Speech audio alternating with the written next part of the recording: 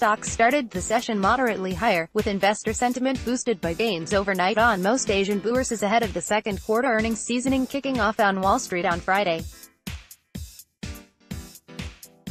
As of 15:30 BST, the Dow Jones was up 0.78% to 24,646.75, while the S.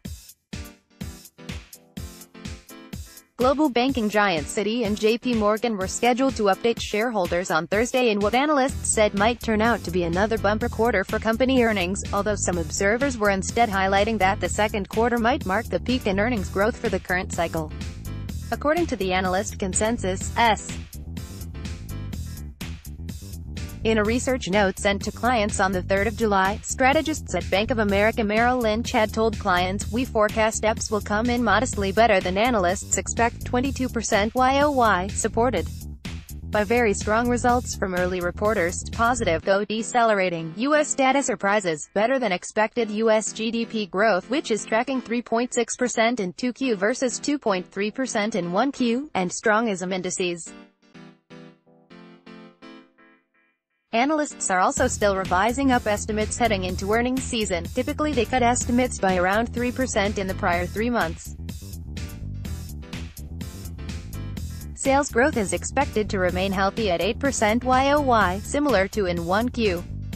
A weaker average US dollar relative to the year-ago quarter should contribute about 1 ppt to YOY sales growth, and higher oil prices WTI 40% YOY on average should also benefit growth. In corporate news,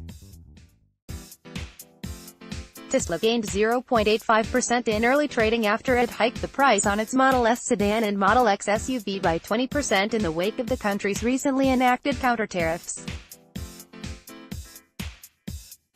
Meanwhile, Anadarko Petroleum grew 1.30% after it added $1 billion to its share repurchase program, taking its total size to $4 billion.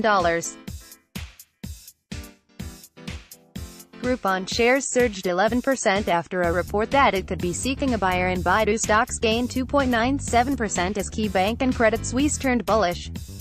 Twitter was on track for its worst day since March following the release of a report that pointed to an increased level of account suspensions. No major economic reports were scheduled for release on Monday.